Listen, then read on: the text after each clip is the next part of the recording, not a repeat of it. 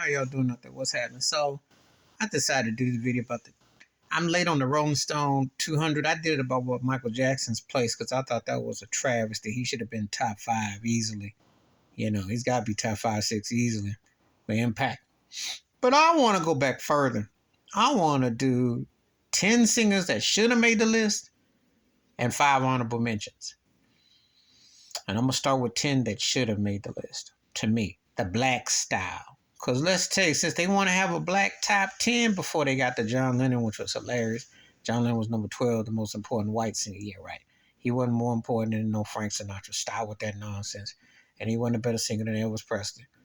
Take how you want, but Sinatra should have been that one. But anyway, let me get to my 10 that I think. Nat King Cole's an obvious one.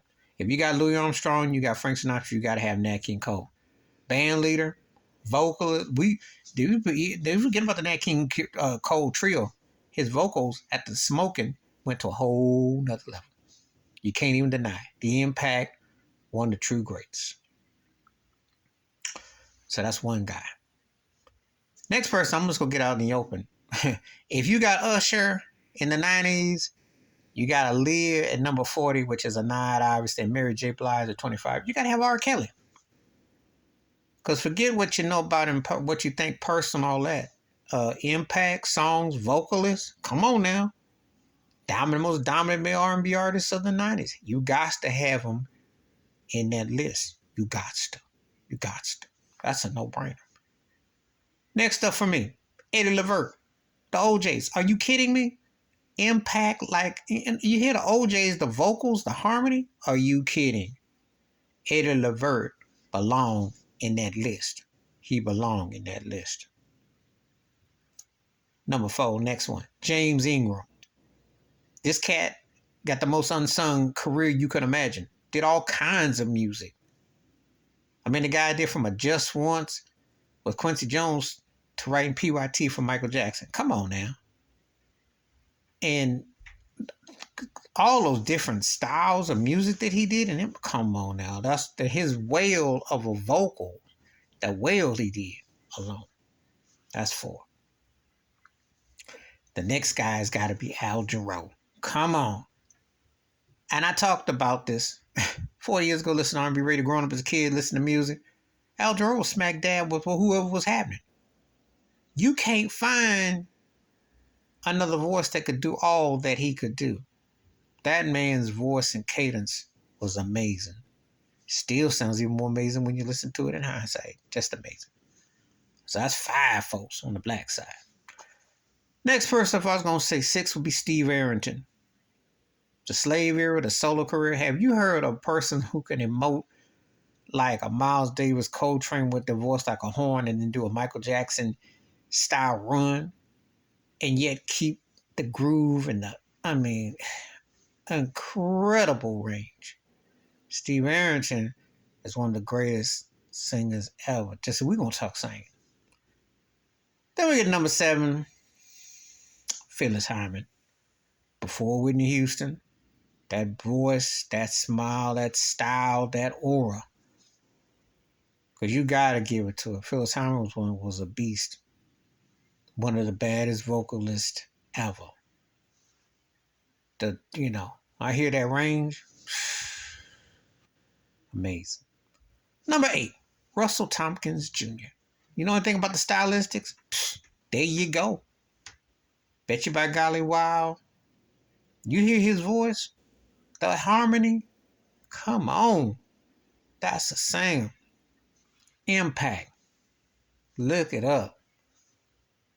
Next up, Levi Stubbs, the 4 Tops, number 9.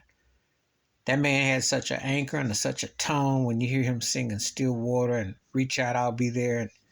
That was a force. That man's voice really, really left you feeling something. That was a vocalist and definitely had strength in that. Definitely had a way of putting it down.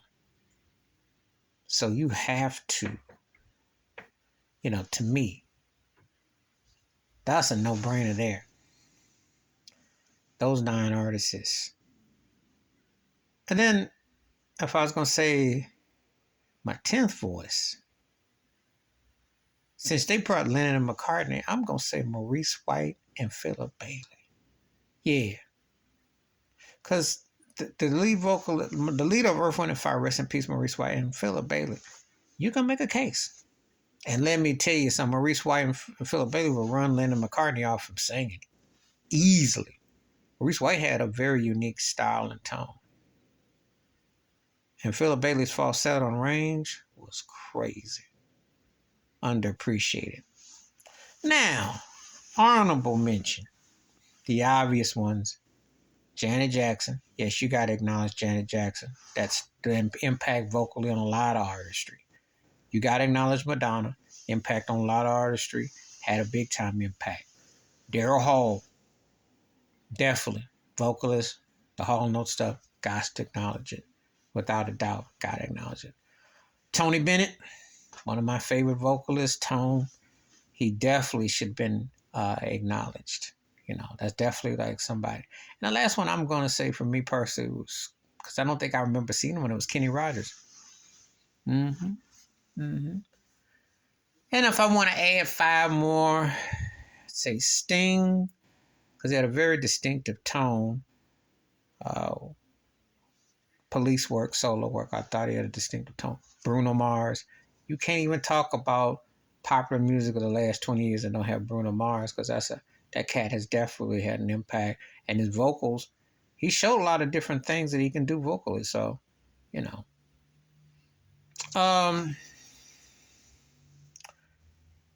For me personally, I'd say Tevin Campbell.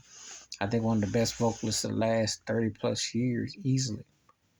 He should definitely, be acknowledged. Another person I think should be Isaac Hayes, because I don't think Isaac Hayes was in that list. And if you don't have Isaac, you got Barry White, and I'm a big Barry White fan. You got to have Isaac Hayes too. Got to have him.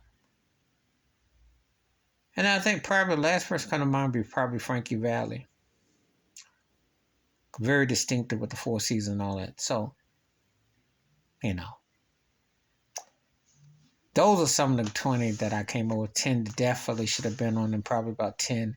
But you tell me, what did they miss? But I think those are some of the vocalists that they missed. Of course, I could have said Denise Williams, and I could have said Natalie Cole. Could have said Minnie Riperton. I just did. Made a case for Maxwell, too. Yeah, gotta make a case for Ralph Tresvant. Bobby Brown, too. You see how you just roll these names off? Make a case for Solomon. Well, I had Solomon, but you gotta make a case for Joe Tex. There you go. Just saying. All right. Tell me your list. Who didn't make it? I'm out.